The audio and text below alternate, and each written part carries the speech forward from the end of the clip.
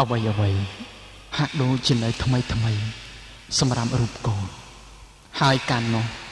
កូននៅតូចណាស់ពុំយល់អ្វីពីអ្នកមានគុណលំបាកឡើយកូនស្រណោះពេលនឹងថ្ងៃកងភ្នំកូនឮសូរក្អាត់យំនៅវាលស្រែក្បែរផ្ទះសង់តូចស្រឡះក្បែរមាត់បឹងកូនស្រណោះភូមិឋានធ្លាប់បានសុខខុមឥឡូវរូបខ្ញុំឃ្លាតឆ្ងាយញាតិមិត្តធ្លាប់បានជុំចិត្តញាតិមិត្តបងប្អូនកូនស្រណោះទឹកជន់លិចប្រឡាយថ្មីឪលើកូនបីកាត់ទៅចំការពេលនេះកូនព្រាត់ឆ្ងាយពីអ្នកមានគុណឥតវិលវិញមានចិត្តតូមនិញចង់ជួបជាថ្មីរងាបកាកោកូនឈរអោបដៃនឹកឡើងអាឡ័យដីគេមាត់ណាបាំងរងាបកាកោកូនឈរអោបដៃនឹកឡើងអាឡ័យដីគេមាត់ណាបាំងទាំងស្បើគេឪសងតូចញ៉ាហើយច្រឡឹងម៉ែចងរឹងនៅក្រៅមកលុបចាទាំងស្បើគេឪសងតូចញ៉ាហើយច្រឡឹងម៉ែចងរឹងនៅក្រៅមកលុបចាទឹកជន់ភ្លេចភ្លើឪលើកូនម៉ែឆ្លងប្រឡាយថ្មីក៏ទៅជាប់កាលទឹកជន់ភ្លេចភ្លើឪលើកូនបីឆ្លងប្រឡាយថ្មីក៏ទៅជាប់កាលទឹកជ្រៅឪលើកូនដាំណាហើយលើស្មាដោះឈ្នួតក្រមាឲ្យកូនបាំងថ្ងៃទឹកជ្រៅឪលើកូនដាំណាហើយលើស្មាដោះឈ្នួតក្រមាឲ្យកូនបាំងថ្ងៃ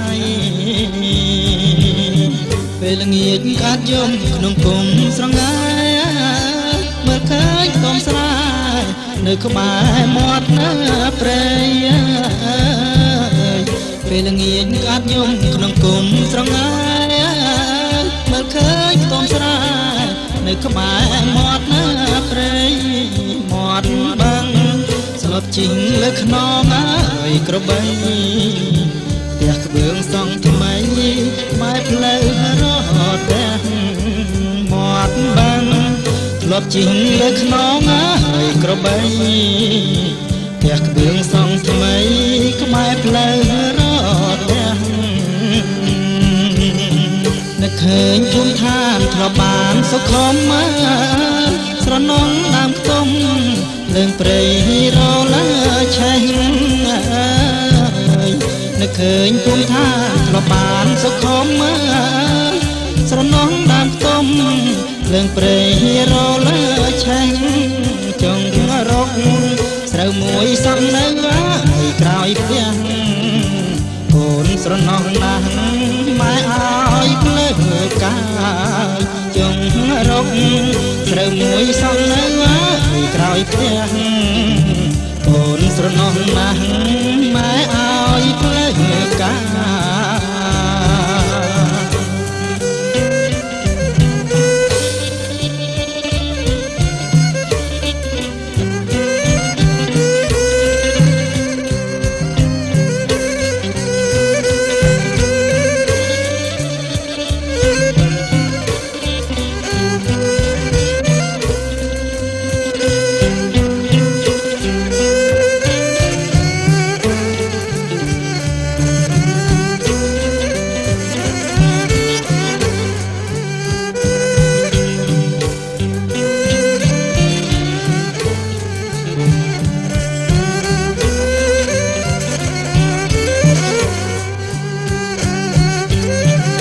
ឃើញភូមិឋានធ្លាប់បានសុខុម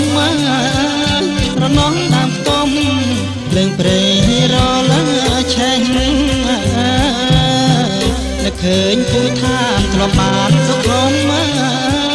ស្រនំដើមខ្ទុំលើងព្រៃរលាឆេះចង់រកស្ ត្រូវមួយសំនៅឲ្យក្រោយផ្ទះអូនស្រណោះណាស់ម៉ែឲ្យផ្លើកាយយងរកស្រូវមួយសំនៅឲ្យក្រោយផ្ទះអូនស្រណោះណាស់